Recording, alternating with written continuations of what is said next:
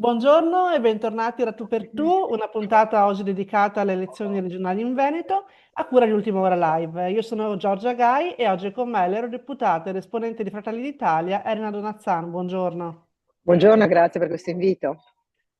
Allora, il tema delle elezioni regionali si sta scaldando. Abbiamo archiviato il tema del terzo mandato, Zaia non potrà ricandidarsi e adesso Fratelli d'Italia con ancora più forza forse reclama la candidatura del presidente, giusto? Non reclama, credo sia legittimo pensare di avere la possibilità di candidare la persona migliore, ovviamente ci auguriamo, a rappresentare Fratelli d'Italia, migliore per il Veneto evidentemente, rispetto a un partito che nelle ultime elezioni europee e politiche ha raggiunto il suo massimo risultato in Veneto, cioè in tutte le regioni italiane la regione che più ha dato consenso a Fratelli d'Italia è stata proprio il Veneto. Allora sembra a me del tutto legittimo, normale, anche auspicabile dire se i veneti hanno dato fiducia a Fratelli d'Italia, fiducia deve essere restituita con la migliore ipotesi di governo della coalizione, ma perché no con un uomo o una donna di Fratelli d'Italia. I nomi sul campo, sul tavolo in questo momento sono molti, sia vostri sia della Lega. Troverete comunque anche Tajani, il coordinatore nazionale di Fratelli d'Italia, ieri ha detto andremo Forza uniti. Italia, se mi Di Forza permette Italia, di... chiedo scusa, Sì. di Forza Ma va Italia. bene, è un buon lapsus. Ha detto andremo uniti, non c'è pericolo, insomma, di una divisione, perché si parla anche di No, questo, di una Lega che no, vada non da sola. c'è. No, io non credo perché ci sono delle condizioni che devono richiamarci tutti a responsabilità. La prima è che l'Italia ha il governo più stabile della sua storia recente, ma degli ultimi, facciamo dirlo, 40 anni, il più stabile, quello che sta dimostrando peraltro di avere lucidità, capacità. Giorgia Meloni è una fuoriclasse, un leader internazionale indiscusso. L'Italia sta ottenendo grande reputazione internazionale, un ruolo in Europa con il vicepresidente Fitto, che è figlio di questa scelta di Giorgia Meloni di insistere. Abbiamo un governo che sta attraendo investitori, che sta avendo lo spread più basso, il cui rapporto tra debito pubblico e investitori è molto di fiducia, non si può mettere in discussione una maggioranza. Questa è la premessa. Ci sono regioni importanti che vanno al voto, sono 5, non c'è solo il Veneto, per noi la più importante è la nostra regione. La nostra, io insisto a dire anche al mio partito, è la locomotiva d'Italia. Ciò che accade in Veneto fa bene al resto d'Italia, ciò che non accade in Veneto rallenta il resto d'Italia. Questo dibattito politico io lo trovo però, se mi permette, una critica un po' stridente, perché si è tutto avviluppato attorno a una domanda di operatività, terzo mandato, quarto mandato, perché poi per il nostro presidente, con cui ho sempre detto, io sono sempre stata contraria al limite dei mandati, ma non è qualcosa di scritto nelle stelle, sono regole, regole della democrazia, sono regole dell'amministrazione. Non so se facciano bene o facciano male, certamente Luca Zaia ha governato benissimo. Oggi questa coalizione deve interrogarsi sul dopo. Qual è il problema di questo dibattito sclerotizzato?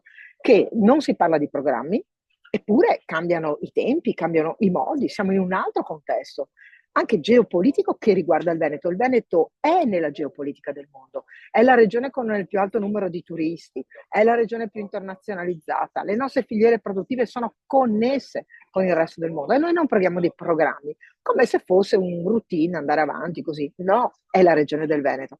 La seconda sclerotizzazione è questo balletti di nomi che però nessuno viene esattamente indicato. Io avrei preferito un Delfino indicato un anno fa, un candidato di Fratelli d'Italia indicato un anno fa, uno di Forza Italia, uno della Lega, con un dibattito interno magari, con un dibattito interno ai partiti, che poi però doveva essere un dibattito con le forze C'è economiche, troppa con le fiducia forze forse che il sociali. centrodestra in Veneto, a prescindere dal Diciamo che non candidato. vorrei, ecco, io non vorrei che l'eccessiva fiducia per una vittoria scontata, perché il centrosinistra, ovviamente lo vediamo, è privo di un progetto politico, ma anche di figure di rilievo.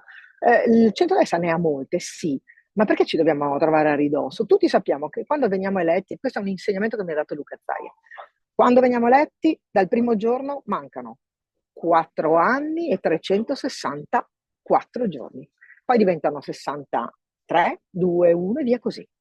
La data delle elezioni, per quanto spostabile di qualche mese, è quella. 5 anni quando viene eletto sai che passano.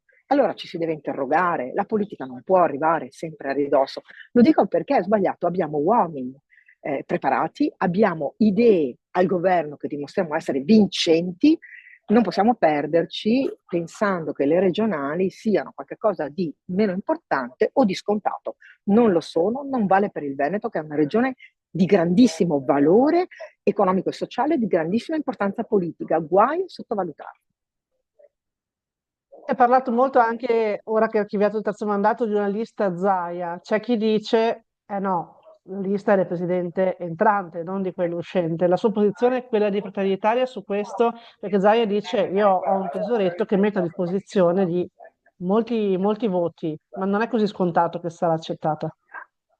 Guardi, la posizione del mio partito io la condivido. Fratelli d'Italia presenta la lista di Fratelli d'Italia, noi chiediamo che siano elezioni che abbiano il senso della politica ed è una scelta che si fa, anche una persona può dire io mi sento un civico perché il civismo, cioè non avere colore o casacca o appartenenza di tipo partitico è legittima. Ma quando si tratta di elezioni politiche di rango superiore, come sono le regionali, io credo che al di là delle ottime persone che possono partecipare ai movimenti civici, questi debbano scegliere. Mi ritengo più vicino o rappresentato da Fratelli d'Italia, chiederò a Fratelli d'Italia di essere ospitato nelle sue liste. Mi sento più vicino a Forza Italia e via così per la Lega. Quindi il fatto che ci sia la lista del presidente uscente non è elegante, ma credo che in questo momento il dibattito debba essere un dibattito dentro le forze politiche del centrodestra, così si crea coesione e così si crea anche un legame più forte con il governo centrale, di cui abbiamo ovviamente necessità, bisogno e credo che generi valori. Ultima domanda. Ius Schole, Forza Italia ha presentato una proposta su cui ci sono come dire, del disaccordo, ecco, ed è un tema che probabilmente entrerà nella campagna elettorale. Queste frizioni rispetto ai programmi, quanto possono diversificare anche la vostra campagna elettorale?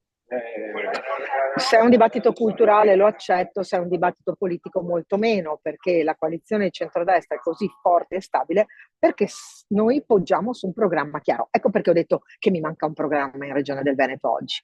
E non posso dire ciò che è andato bene per 5 anni, io ero parte della giunta, figuriamoci, sottoscrivo tutto, ma ci sono dei cambiamenti da fare, ci sono delle cose da migliorare, c'è uno slancio diverso. Bene, lo Ius Schole entra in un dibattito culturale da tempo.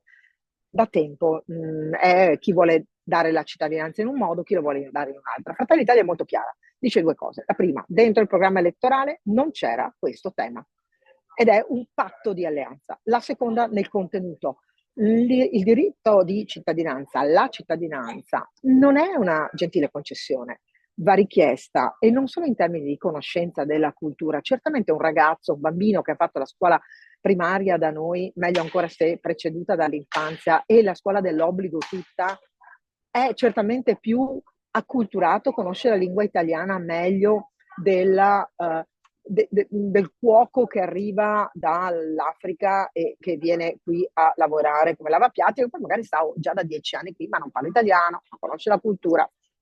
Ma è una richiesta di una nazione, non è una gentile concessione, è la dimostrazione di voler amare, rispettare, stare in quella nazione. E qual è la differenza tra chi c'è prima e chi? Che la mia è una accezione culturale molto ampia, che guarda anche le mie tradizioni, alla mia famiglia, alla stabilità della vita che c'è stata prima. Allora, bene la cittadinanza, io spero che in tanti la chiedano, ma con le formule corrette, un tempo lungo in cui maturare una scelta consapevole e certamente la conoscenza della lingua. Io apprezzo quei sindaci che quando arrivano quelli a chiedere la cittadinanza, 10 anni, magari sono anche qui da 15 anni e non sanno leggere l'italiano. Quei sindaci bravi li rimandano e dicono torni. Un'amica che ha sposato un italiano e quindi che conosco, che è di una nazione del molto est, lei ha dovuto studiarlo l'italiano, era preoccupata di conoscere la lingua, ha due bimbi che sono nati qui e uno potrebbe dire, beh, ma più italiana di così. No, lei è rispettosa, ha studiato, ha voluto fare il percorso che si deve fare. lunghezza del tempo, conoscenza della cultura richiesta. Ecco perché lo Ius Scholae è l'obbligo scolastico è una cosa, il diritto di cittadinanza è un'altra. Io ringrazio la nostra ospite, l'eurodeputata ed esponente di Fratelli d'Italia, Elena Donazzan, per essere stata con noi e a voi do appuntamento alla prossima puntata. Grazie, a presto. Grazie.